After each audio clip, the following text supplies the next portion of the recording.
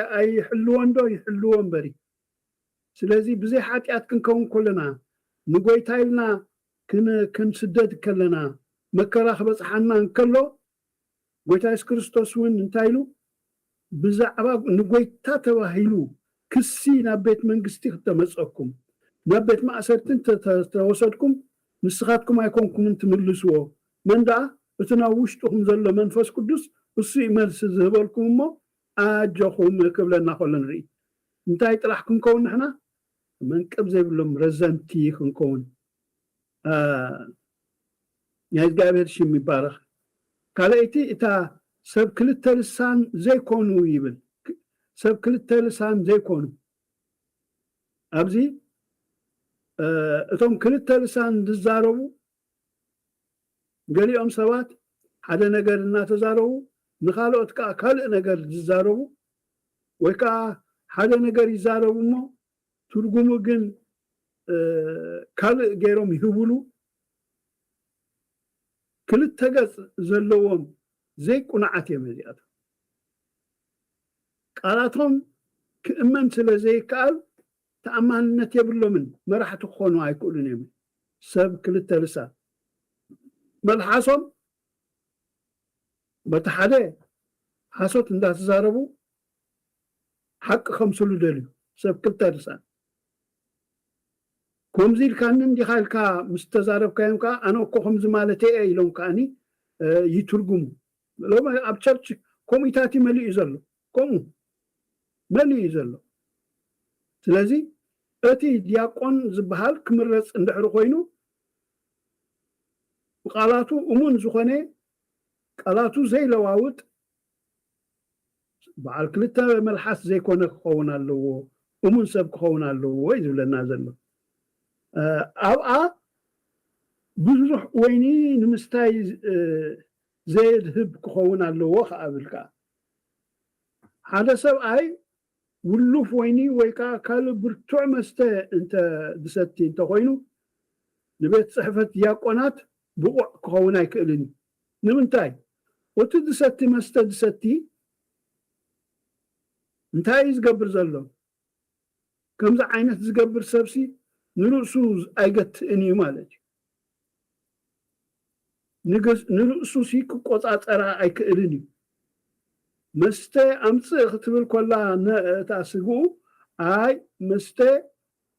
نابكال زنبالي كوعلن سلزخوني أني أي ستينيلو نفسو زقطع نفسو زقت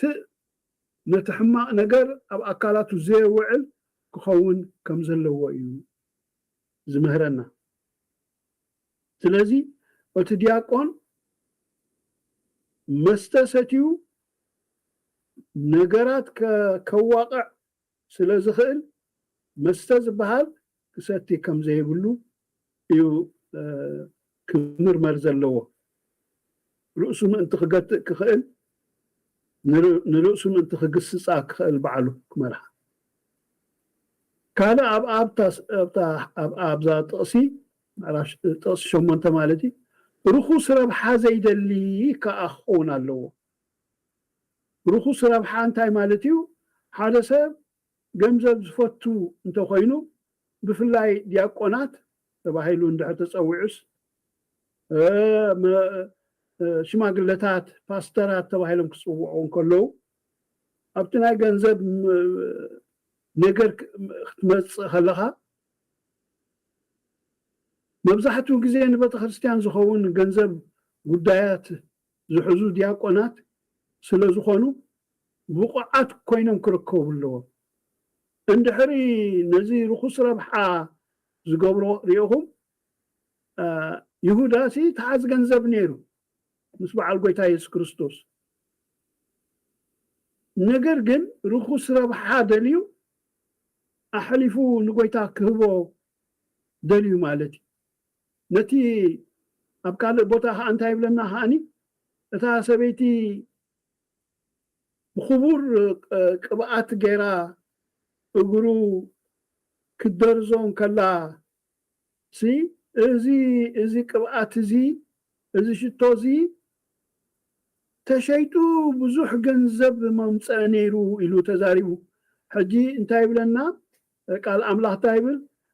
እዚ ዝበለሲ እቲ ገንዘብ ኣብቲ ናቱ ካዝና ኣቱሞ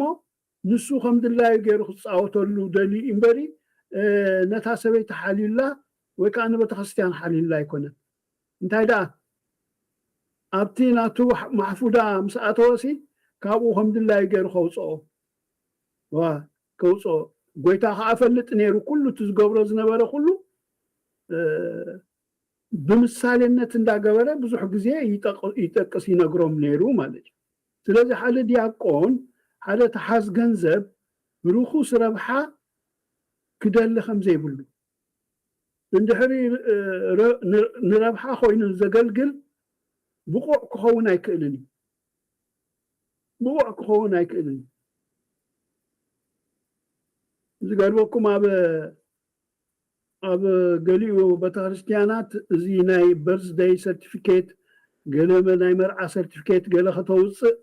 ዋላ ክርስቲያን እኮ የመ ሕጂ ገንዘብ ብገንዘብ ገይሮም ገንዘብ ብሩኹስ ረብሓ ገይሮም ሰርቲፊኬት ይወስዱ ናይ መርዓ ብሩኹስ ረብሓ ገይሮም ሰርቲፊኬት ናይ በርዝ ሰርቲፊኬት ይወስዱ ተን ቤተክርስትያናት ከዓኒ እቲ ሩኹስ ረብሓ ደልዮም وتي ورقة يهوه بتخسيان كوي بشين كريستوس يسوس كوي نسوعة نخريستوس ينا نقلقل اللابولو انتاي تقبر اللو حدار نخقبرو نخمارا عوو تخكل زي كونا ناي فقاد حيزوم يمتصو مالتي أو حدا بتغسياناتكم زقبرا الله أخوم زقبرو خان غيرهم زمرعو أمنت خالو حقاو بزخوني بتخكل كمرعو زخولو بتخكل لدت سيرتيفيكيتون كوصو زخولو كلو نقرقل بروخوس ربحاتاتن بقنوع زي كنا منقدم غيرهم سيرتيفيكيت زحزو مالي أمين الذي أبزنا يجنزب قداي كنمسن كلنا دياقونات تايكون اللو بقعات كوينهم بكل زتفتنوا كونوا اللو أبتو وصلت شعاته خان تايبل تقصد شعاته نتمستر امنات ابنو صحلنا حيزهم رزان تخوانو زبلندي نتي مستر امنت رايو بزعبا مستر بزح غزي تخاوينا لنا انا اتمستر انتا يندحريلنا اتدحنتنا اتمستر نفسنا صاب لعلب سمايات تسويرا مس كريستوس كمزلا مستري مدحنا ابي مستري سكاب صقاز طلع عليه دحينكم يخم زبلنا مستري از امنت زي بنتاي كون الله اب نصح زخونه حلنانا اب عمرنا خنحزو خلنا نصح بنصحنا خنحزو لنا اب كال مسكال تدابيلو كخيد يبلون مالتي حواريا ጳውሎስ نحد دياقون مستر امنت بنصح لنا كحزو كم زلو خبرن كلو اتا مستر امنت تبل حرق انت حدا خابتي ጳውሎስ بزعبا ونجل تزاربو مقدي اب قدامي تيموثيوس 3:16 كتنببو تقوليهم قدامي تيموثيوس 3:16 على كم بقولكم خلي ابزي هاي تصحفت قدامي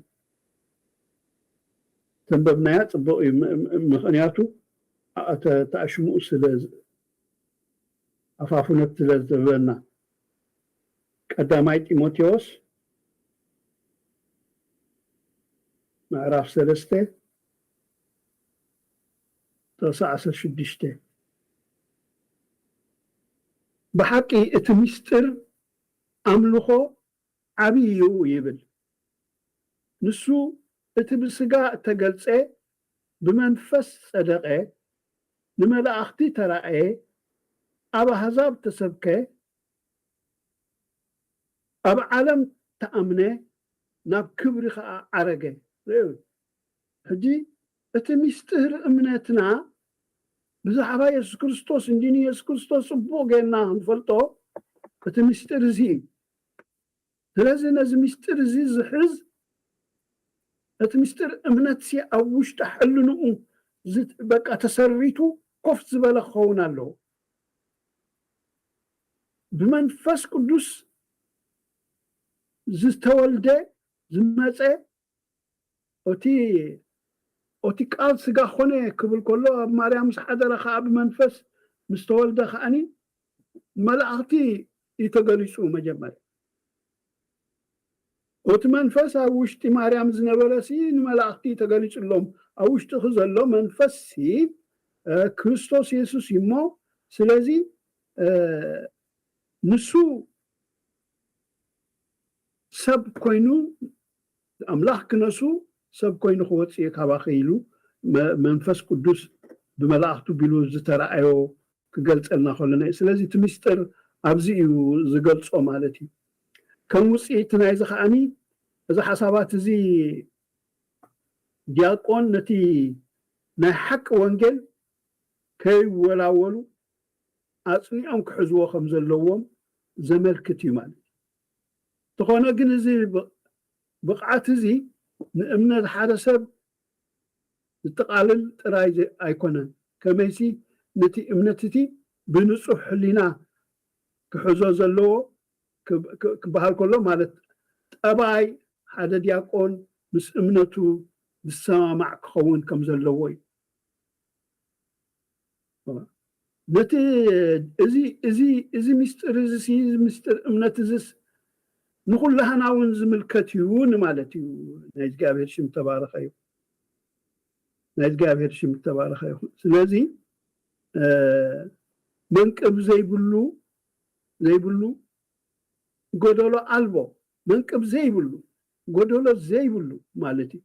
ኣብቲ ጥቕሲ 10 ሐዋርያ ጳውሎስ እቲ ዲያቆን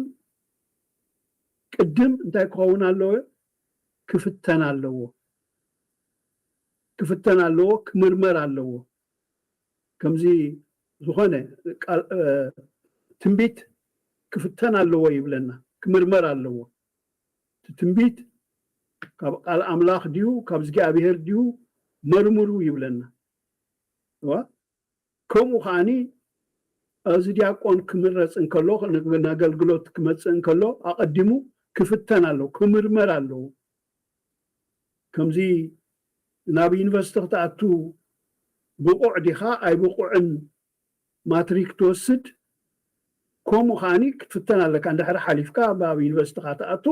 እዚ ሓሊፍካ ኸዓኒ ወዲእካ ገና ክትደግም ኣለካ ኣብዚ ከዓ ብመንፈሳዊ መንገዲ ከዓ ኣብዚ ንጹህ ኮይንካ ክትርከብ ኣለካ መንቅብ ዘይብልካ ሓጢኣት ዘይብልካ ኩነኔ ዘይብልካ ኮይንካ ክትርከብ ኣለካ ጉድለት ዘይብልካ ኮይንካ ክትርከብ ኣለካ ስለዚ ሓደ ዲያቆን ተባሂሉ ክፅዋዕ እንከሎ እዚ ኩሉ እዚ ክመሃር ኣለዎ ክወስድ ኣለዎ ማለት ክረአ ኣለዎ ማለት እዩ ኣብቲ ጥቕሲ 10 ናይ ባህርያት ናይቲ ዲያቆን ክገልጽ እንከሎ ብዘይ ጉድለት ዝብል ቃል ከዓ ሓፈሻዊ ባህሪ ሓደ ሰብ እዩ ብዘይ ጉድለት ክብል ከሎስ ኩሉ ሰብ ጉድለት ክርስቲያን እንድሕር ኮይኑ ኣማኒ ናይ ክርስቶስ እንድሕር ኮይኑ ብዘይ ጉድለት ክኸውን ኣለዎ እቲ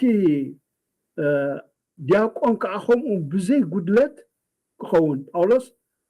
እንታይ ዓይነት ፈተና ክግበር ከም ዘለዎ ብንጹር እኳ ኣብዚ ኣብቲ ተኣሽሞ ኣብቲ ምስ ናይ ንመሃሩ ዘለና እንተ ዘይጠቐሶ ኣብ ናይ ጢሞቴዎስ ምዕራፍ 3 ዘይጠቐሰ ነገር ግን ብንጹር እኳ እንተ ዘየቐመጦሲ እንተው ሓደ ናብቲ ድሕሪ ባይታ ናይቲ ተኣሽሙ ናይቲ ዲያቆን ክረአ ኣለዎ መንፈሳዊ ኣገልግሎቱ ኣቃውማ ናይ እምነቱ ናይዚ ሕፁይ ወይ ከዓኒ ዲያቆን ንክኸውን ዝምርመር ዘሎ ሰብ እቲ ሰባት እንታይ ይብሉ ብዛዕባኡ ብሓቂ ዲያቆን ኮይኑ ከገልግል ይኽእል ድዩ ይምስክሩሉ ድዮም ኣብ ደገ ምስ ሰባት ከመይ እዩ ኣብቲ ቃል ኣምላኽ ዝብሎ መንቅብ ዘይብሉ ድዩ ጉድለት ዘይብሉ ድዩ እዚ ኩሉ እዚ ክምርመር ኣለዎ እዩ ንሕና ግን ዲያቆን ብቐሊሉ ኢና ንሪኦምሽ ቃል ኣምላኽ ግን ኣትርር ኣቢሉ እዩ ዘቕምጦ ኣብ ርእሲ እዚ ከዓ እታ ጉባኤ ነቲ ሓደ ዲያቆን ክገብሮ ዝኽእል ስነ ምግባራዊ መንፈሳዊ ብስለት ምርምሮ ጥራይ ዘይኮነስ ትሰውነ ኣብ ቤተ ክርስቲያን ዝፈፀሞ ዘገልግሎ ኣብ ግምት ክኣቱ ኣሎ ርአዩ ሕጂ ንሓደ ዲያቆን እገለ ዲያቆን ኮይኑ ተገልገለና ፅቡቕ እዩ ዝብሉ ሰባት ኣለው ሕጂ እዚኣቶም ከዓ ክርስቲያናት እንጀመ እሳቶም እውን ናታቶም ሂወት እውን ክምርመር ኣለዎ ኦቲ ዲያቆን ዝሕፀ ዘሎ ክምርመር ኣለዎ ኦቲ ዝሕፀ ዘሎ ክምርመር ኣለዎ ኩሎም ሲ ክረኣዩ ኣለዎ ንምንታይ ኣብ ቀሊል ስራሕ ኣይኮነ ናይ እግዚኣብሔር ስራሕ ወኪሎም ከገልግሉ ስለ ዝኾኑ በዚ ሕጂ ግዜ ከምዚ ከም ድላይና ሰብ ከም ድላይካ ትለዋውጥ ከም ድላዮም የውፅዎ ከም ድላዮም የእትውዎ ከም ድላይ ሽማግለታት ተባርር ከም ድላዮም በቃ ብዙሕ ነገር እዩ ዘሎ ግን እዚ ኣግባብ ኣይኮነን ትኽክል ኣይኮነን ቃል ኣምላኽ ኣይፈቅድን ኣብቲ ጥቕሲ 11 ከዓ እንታይ ዝብል ኣለዎ እታ ብዛዕባ እታ ጓል ኣንስተይቲ ዲያቆን እዩ ፍርሃት ኣምላኽ ዘለዋ ሰበይቲ ክትከውን ኣለዋ እዩ እታ ዲያቆን ክትከውን ተመሪፃ ዘላ እንታይ ክትከውን ኣለዋ ፍርሃት ኣምላኽ ዘለዋ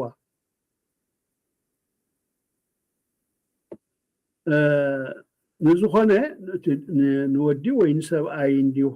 ነገር ግን ሕጂታ ሰበይቲ ከዓኒ ብፍላይ ገይሩ ፈልዩ ከዓ ፅሒፉላ ኣሎ እንታይ ኢልዋ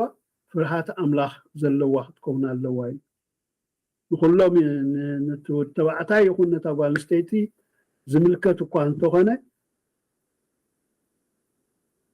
ነዚ ምይጥ እዚ ንምግባር እታ ጥቕሲ ብዛዕባ ብቕዓት ሰበይቲ ዲያቆን ትዛረብ ከም ዘላ ጌርና ክንሓስብ ከለና እታ ሰበይቲ እንታይ ክትከውን ኣለዋ ንእግዚኣብሔር ትፈርሕ ሎሚ ኣብ ኩላህና ክርስቲያን ሓዋተይ እንታይ ኮይኑ ዘሎ ፍርሃት ኣምላኽ ጠፊኡ ንእግዚኣብሔር ከም ናትና ከም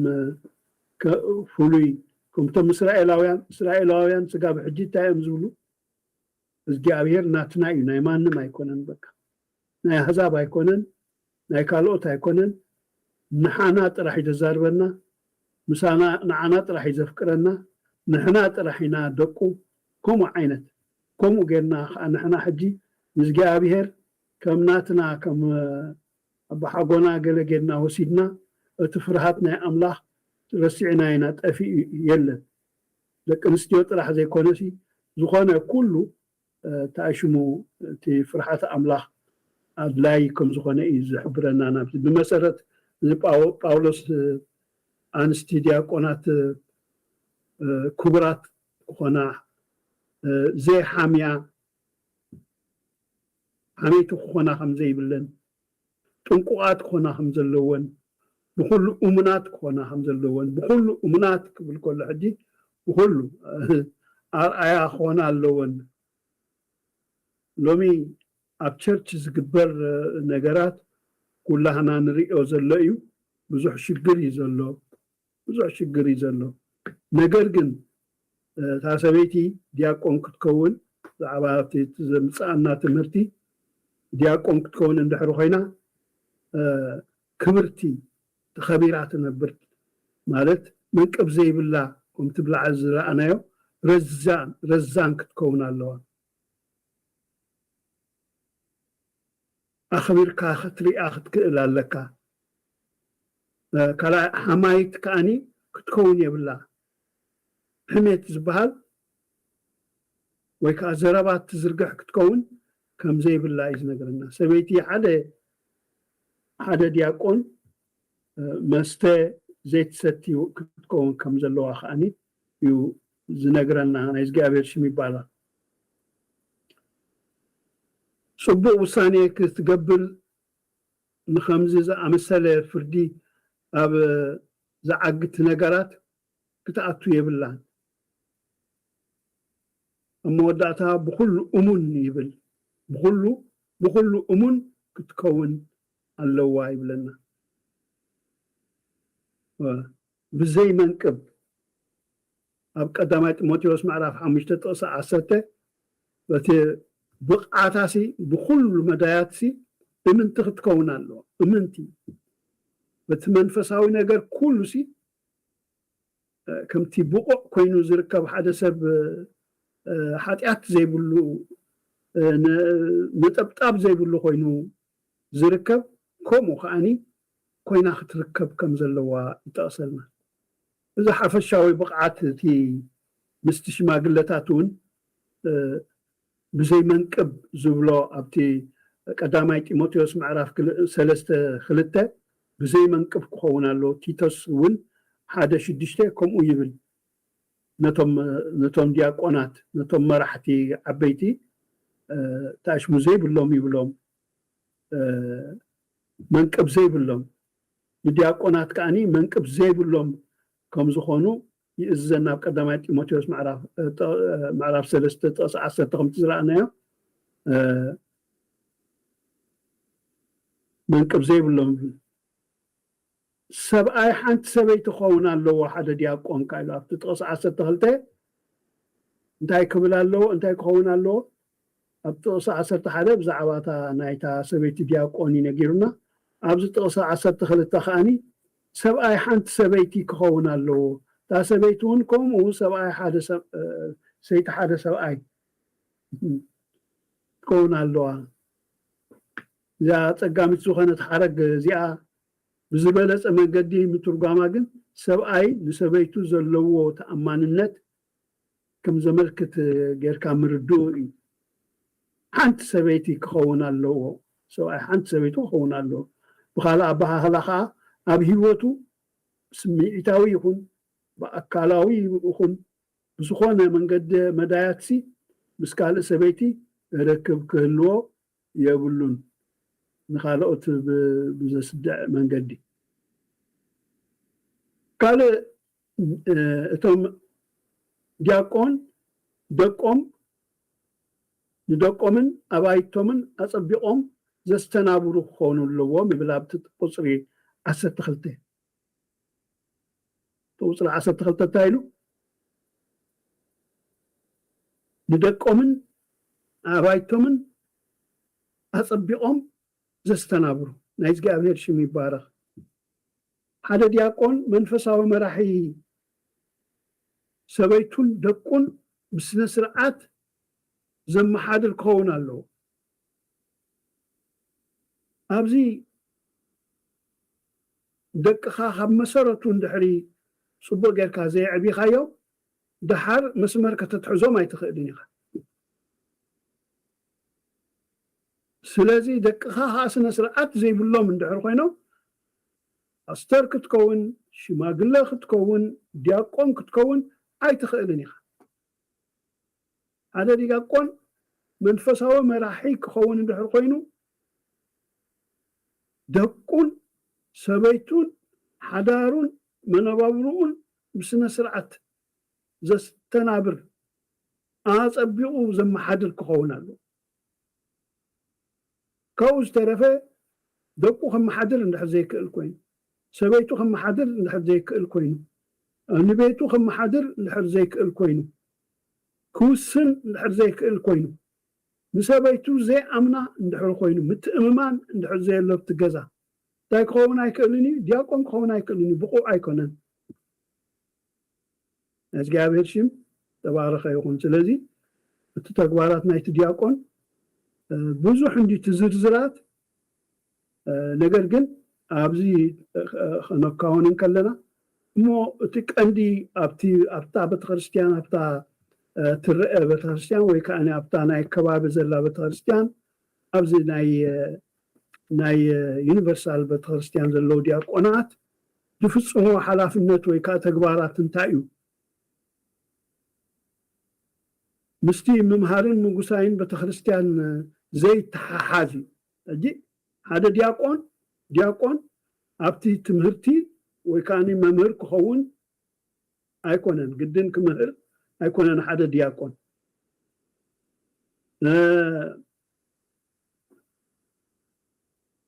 ምስ ትምህርቲ በናይታ ዘይተሓሓዝ ዝኾነ ይኹን ነገር ብሓላፍነት ክሕተቱ ካልእ ግን ክሕተቱሉ ይኽእሉ እዮም እቶም ዲያቆናት ምስ ትምህርቲ ዘይተተሓሓዘ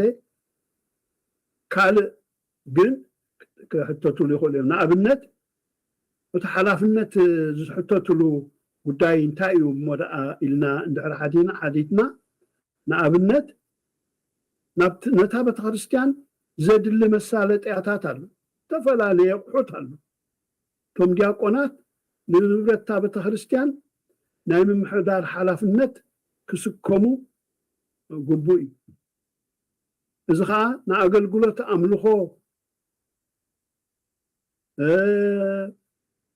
ኣምልኾ ናይታ ቤተክርስትያን ፅሬት ናይታ ቤተክርስትያን ወይ ከዓ ነቲ ናይ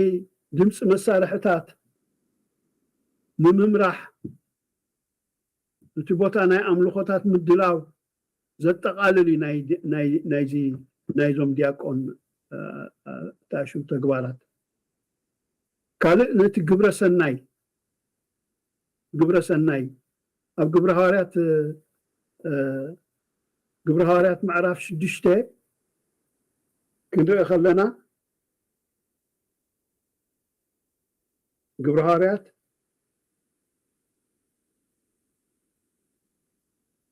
ምዕራፍ 6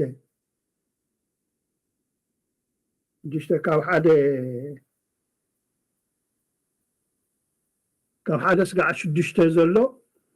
ማለት ብዛዕባ ናይቲ ግብረ ሰናይ ልክዕ ከምቲ ኣብ ግብረ ሃዋርያት 6 ካብ ሓደ ስጋዕ 6 ዘሎ እንታይ ዝብሲ በቲ ቅነቲ ደቂ መዛሙርቲ ምስ ብዙሕ እቶም ኣይሁድ ፅርኢ በቲ ምምንቃል ምግቢ ዕለት ንመበለታት እቶም ስለ ዝጎሰይወን ኣብቶም ዕብራውያን ኣጉረምረሙ እቶም ፅርአውያን ማለት እቶም ግሪክ ሕጂ ሌላም ጉሌላም ገይሮም ማለት እዩ ስለዚ ሽዑ እቶም 12 ማለት እቶም ሃዋርያት ንኩሎም ደቂ መዛሙርቲ ኣኪቦሞም ነቶም ኩሎም ኣባላት ብዙሓት ኣባላት ኣካል ክርስቶስ እንዲያደላ ንኩሎም ኣኪቦም ደቂ መዛሙርቲ ኣኪቦም እንታይ ኢሎም ንሕና ቃል ኣምላኽ ሓዲግና ኣብዚ ማኣዲ ከነሳሲ ይኮናን ኢሉ ማኣዲ ከነገልግል ዝግባአና ኣይኮነን ክንሰብኽ ዝግባአና ስለዚ ኣቱም ኣሕዋት ካባኻትኩም ጽቡቕ እተመስከረሎም መን የመ እቶም ዲያቆናት ማለት ክመርፁ ጽቡቕ እተመስከረሎም መንፈስ ጥበብ ዝመልኦም 7 ሰብኣይ ሕረዩ ነዚ ጉዳይ እዚ ከዓ ነመዝዞም ኢሎም ስልጣን ዝወሃቦም ሰባት ዲያቆናት ዝኾኑስ ምረፁ ኢሎም ነገር ግን እንታይ ክኾኑ ኣለዎም ብሰባት ተመስከረሎም መንፈስ ጥበብ ዘለዎም ክኾኑ ኣለዎም ንሕና ግና ናብ ጸሎትን ናብ ኣገልግሎት ቃል ኣምላኽን ከነድህብ ደኣንደላ ኣለና እምበሪ ንዓኻትኩም ማኣዲ ክንሰርዕ ነቲ ከም ዝግበርሉ ነቲ ከምቲ ከም ዝግበሩ ክንብል ኣይኮናን እዚኦም ግን ክንምዝዞም ብመንፈስ ቅዱስ ዝምርሑ ሰባት ምረፁ ኢሎም እዚ ዘረባ እዚ ንኩሉ እቲ ህዝቢ ባህ ኣበሎ ነቲ እምነት መንፈስ ቅዱስ ዝመልኦ ሰብኣይ ስጢፋኖስ ፊልጶስ ኒጵሮኮሮስ ኒቃኖሮስ ኒጢሞንን ኒጴርሜናስን ነቲ ጵሮሲትን ኒቆላዎስ በዓል አንጾኪያን ሓረዩ እዞም 7 እዚኣቶም ሽዑ ሓርዮሞም ማለት እዩ ኣብቲ ምዕራፍ 6 ማለት ዝተመስከረሎም ብሰባት ተመስከረሎም ናይ መንፈስ ቅዱስ ሰባት ማለት እዮም እዚኦም በዓል ስጢፋኖስ ማለት በዓል ፊልጶስ ናይ እግዚአብሔር ሽም ይባረኽ ኣብ ቅድሚ ሐዋርያት ከዓ ደው ኣበልዎም ንሓር ንሸውዓትዮም ኣብ ቅድሚቶም ሐዋርያት ደው ኣቢሎም እናጸለዩን ኣእዳዎም ኣንበሩሎም ጸልዮም ኣእዳዎም ኣንቢሮም ጸልዮምሎም ቃል ኣምላኽ ድማ ተዘርግሐ ቁጽረቶም ደቂ መዛሙርቲ ከዓ ኣብ ኢየሩሳሌም ኣዝዩ እናበዝሐ ከደ ኣብዚ ታዩ ዳሕራይ ማለት እቶም ሐዋርያት ኣብቲ ቃል ኣምላኽን ኣብቲ ጸሎትን ምስ ዳሃቡ እታ ቤተክርስትያን ላዓበየት ክትመጽእ ጀሚራ ሰስሮሖም ምስ ተሓዝዎም ማለት እዩ ነቲኦም ኣብ ቤተክርስትያን ከገልግሉ ዘለዎም ከም ዲያቆናት ኮይኖም ከገልግሉ ዘለዎም በዓል እስጢፋኖስ ጸልዮም ባሪኾም ኣብቲ ገልግሎት ምስ ኣቐመጥዎም ሳቶም ናብ ካልእ ስርሖም ከይዶም ማለት እዩ ሕጂ እዞም ሰባት እዚኣቶም እዞም 7 ዲያቆናት ስርሖም እንታይ እዩ ኣብቲ ግብረ ሰናይ ዝግበር ማለት እዚ ጽርዓዊ እዩ እዚ ኣህዛብ እዩ እዚ ኣይሁዳዊ እዩ ከይበልካ ንኹሉ ብማዕረ ክትሕግዞ ከተከፋፍሎ ንመበለታት መዓልታዊ ዝዕድሎ ክወሃቦም ቶም ዲያቆናት ክዕድሉ ንስኡናት ገንዘብ ክዕድሉ ንኻልእ ሓገዝ ዘድልዮም ሓገዝ ክህቡ ብስነ ስርዓት ክመሓደሩ ከም ዘለዎም ከኣኒ እቲ መሓዳድራ እዚ ከም ዝኸውን ኣለዎ ከምዚ ከም ዝኸውን ኣለዎ ኢሎም መምርሒ ዝህቡ ብመንፈስ ቅዱስ ዝምርሑ ጥበብ ዘለዎም ሰባት መሪሖም ዲያቆን ተባሂሎም ተመሪጾም የገልግሉ ነይሮም ማለት እዩ ስለዚ እቲ ናይ ዲያቆን ስራሕ ገዓል እንደዛ ኣብቲ ናይ ገንዘብ ነገሩን ያኣቱ እዮም ማለት እዩ ገንዘብ ቦታውን ይምልከቶም እዩ እንታይ እቲ ናይ ገንዘብ ሽማግለታት ንቁጠባዊ ጉዳያት እታ ቤተክርስትያን ብሓላፍነት ክከታተልዎ ዝግባእ እኳ እንተኾነ ከምቲ ኣብ ግብረ ሐዋርያት ጥቕሲ 11 ምዕራፍ 11 ጥቕሲ 30 ዘሎ ነቲ መዓልታዊ ጉዳይ ኣብ ዲያቆናት እንተኣተውዎ ዝሓሸ ክኸውን ይኽእል እዩ እሞ ማለት ነቲ ስራሕሲ ብዝበለፀ ቶም ዲያቆናት መጀመርያ ይእክቡ ትሰልዲ ቆፂሮም ኣብ ሕሳብ ኣእትዮም ኣብቲ ወረቓቕቲ መዝጊቦም ሪከርድ ገይሮም ማለት እቶም ዲያቆናት ነቶም ሽማግለታት ይህብዎም ማለት እዩ እዚ ከዓ ነቲ ሞባእ እቲ ብምጽዋት ብሰናይ ግብርታት ዝመጽእ ዝእከብ ዝኾነ ጸብጻባት መዝገባት ዝመጽእ ዝኾነ ዓይነት ተፈላለየ ንብረት እንዳተቐበሉ እንዳመዝገቡ እቲ ሃብቲ ናይታ ቤተክርስትያን ንርእሶም ዘይኮነ ከምቲ ብትላዕሊ ነቶም ገንዘብ ዝጎደሎም ነተን መበለታት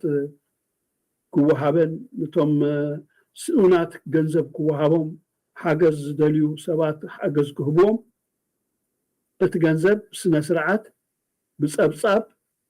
እንዳተገበረ ናብቶም ሽማግለታት ይኣቱ ማለት እዩ ናይ እግዚአብሔር ሽም ይባረኽ ካልእ ኣሳሰይቲኦም ከዓ ነቶም ዲያቆናት የሳስዩ ማለት እዩ እንታይ የሳስዩ ዝተሓተመ ነገራት ከም ቡሌቲን ሕቱም ነገር ዝኾነ ዛዕባ ቤተክርስትያን ሓበሬታታት ዝምልከት ይዕድሉ ንኹሉ ንሓዲስ ሰብ መምርሒ ዝኸውን ነገራት ይዕድሉ ንሓዲስ ሰብ ዝመፀ ይዕድሉ ንኣብቲ ጉባኤ ከዓ ናይ ምስትንጋድ ስርዓት ይሕሉ ስፍራ ከይፃበብ ቦታ እንዳተሓዙ ዝመርሑ ዝመያየጡ ሓሳባት ዝለዋወጡ ሰባት እዮም እዞም ዲያቆናት እዚኣቶም ስለዚ ብዙሕ ነገር ናይ ምድላው ሓላፍነት ዝስከሙ እዮም እዞም ዲያቆናት ብዙሕ ስራሕ ኣለዎም ማለት እዩ ብቐሊሉ ዝርአ ኣይኮነን ካልእ እዚ ሎጂስቲክስ ኣቅርቦታት እቶም ሽማግለታት ነታ ቤተክርስትያን أم مهارن أم مقصاين أنت كتكرو كمتنا عنتو بيزن ببنايو معرف شو تشتغل أي قبل هذا كمش ما قلتها هم تاي كتكرو يوم أب صلتهم أبتي مقصاي نتهزبن أبتي قال أملاح مكفالن أتوم دياقونات كا بستفلا عليه مقدتات كحجزو يخول يومه لوجستيك مالتي أقربوتات نتوم سبات ناي مسارحنا وتتات بسنة سرعات من دام زقوبو زحزو أب ستور أب مخازينو زقتو نبرتات زحلو استفلا على نقر نايتاب التخريستيان كله استنابرو مالتي حال ناي متحبارن ناي مقععز مسارياتات ناوتتات لا تقاتاتلو مالت كحنفشفش كيكون سوير كات نبرت وصيو كيطفئ زقوص اصرو كوصن كاتون كل زقوص اصرو نبرتهم زحلو خونو خمزلوهم ينايز غابير شي يبالا اما مጨረሻ መደምደምታ ናይዚ ታሽሙ ናይዚ ሽማግለታት ይሁን ናይቶም ዲያቆናት መጽሐፍ ቅዱስ ብዛዕባ ናይ ሽማግለታትን ነታ ቤተክርስቲያን ናይ መሃርን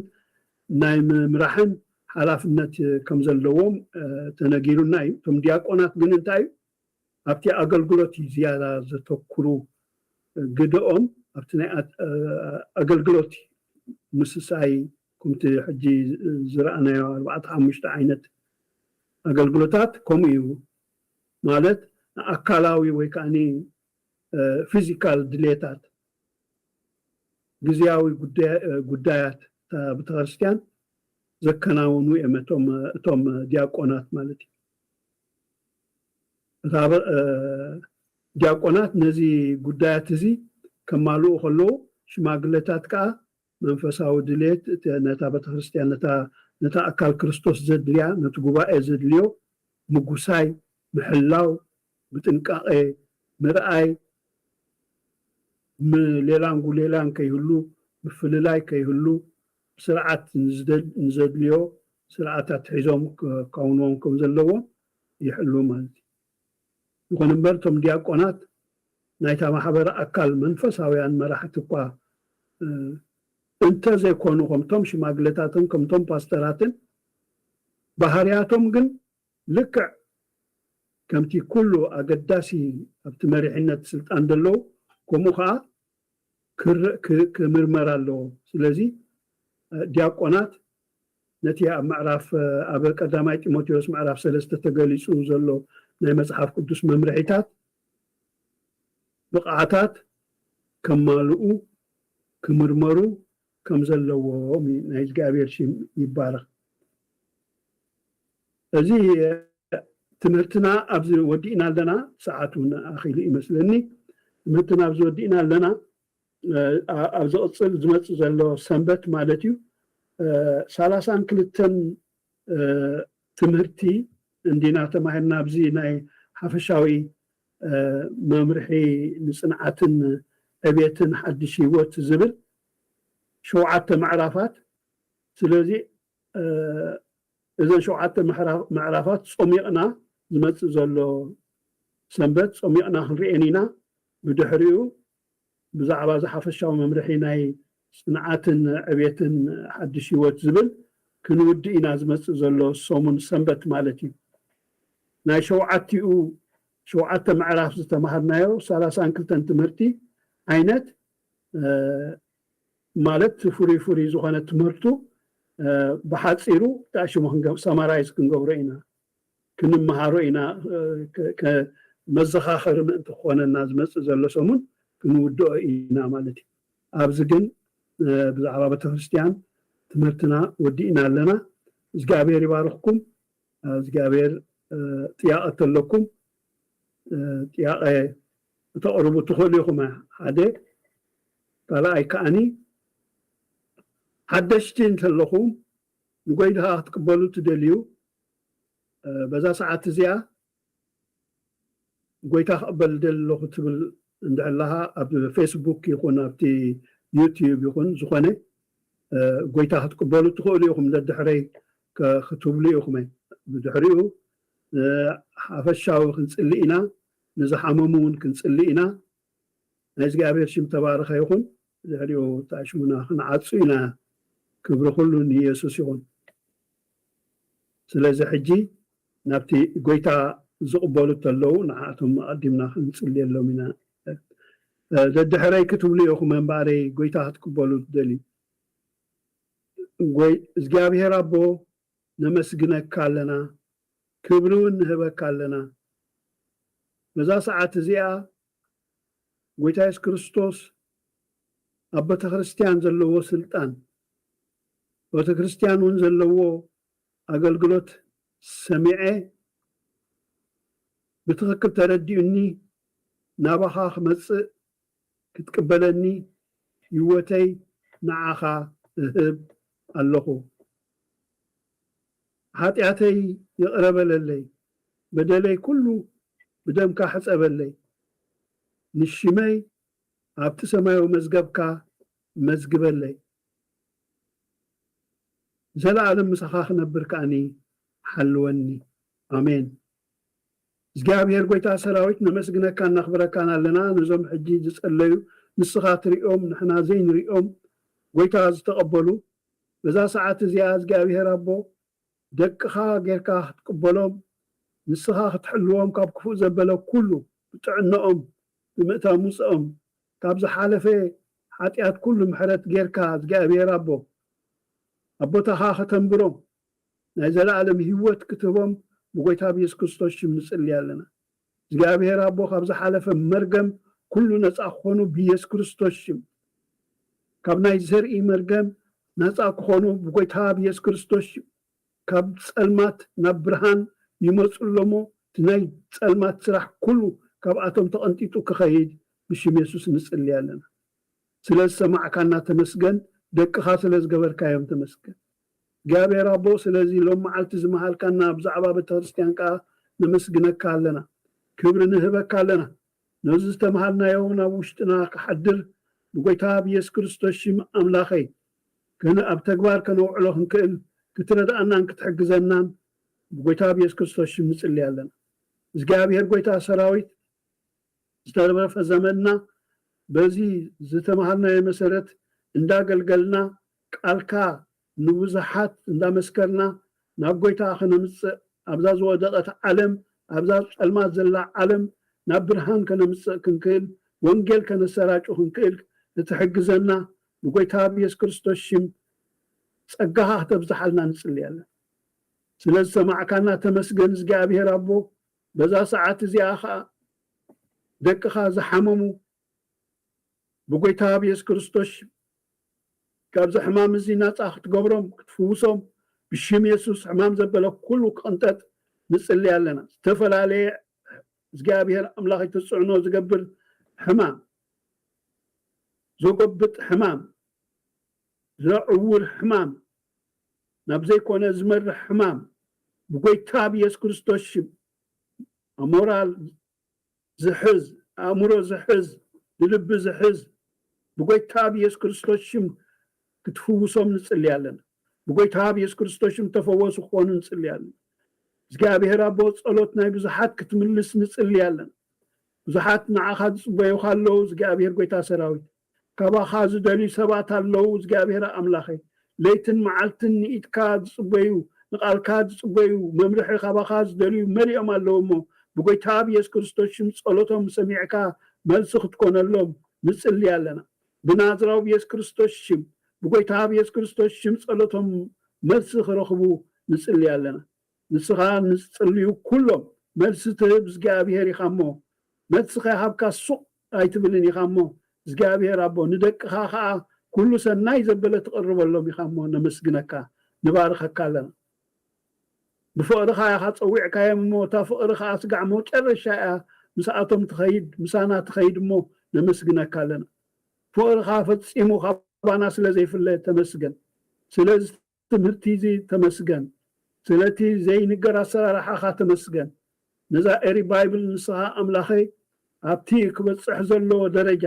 ንብዙሓት መብራህቲ ክትከውን ንብዙሓት ኣምላኸ ካብዚ ጸልማት ዓለም ናብዚ ብርሃን ዓለም ከተምጽእ ክትክእል ንብዙሓት ኣምላኸ መንገዲ ክትመርሕ ክትክእል ብጎይታ ኢየሱስ ክርስቶስ ሽም እግዚአብሔር ጎይታ ሰራዊት ጸጋኻ ተብዛሓሎም ኩሎም ኣብዚ ዝምህሩ ዘገልግሉ ዘበሉ ሁሉ ጸጋኻ ተብዛሓሎም እጽልይ ኣለኹ እግዚአብሔር ኣቦሆ እባርኾም ኣለኹ ንኩሎም ኣብዚ ዘለው ደቆም ዝተባረኹ ይኹኑ ምእታው ምጽኡ ዝተባረኹ ምእታው ምጽኦም ዝተባረኸ ይኹን ኣገልግሎቶም ዝተባረኸ ይኹን ስርሖም ዝተባረኸ ይኹን ድልየቶም ኩሉ ይባረኽ እግዚአብሔር ኣምላኸ ክብሩ ሁሉ ንዓኻ ይኹን ኣብ ላዕሊ ኣብ ሰማይ ኣብ ታሕቲ ኣብ ምድሪ ስም ኣቦን ወድን መንፈስ ቅዱስን ሓደ ኣምላኽ ኣሜን እግዚአብሔር ይባርኽኩም ትምህርትና ብዝወዲእና ኣለና ናይ ሎሚ ተባረኹ ኣኽሊሉ ናባኻ ኣሕልፋለሁ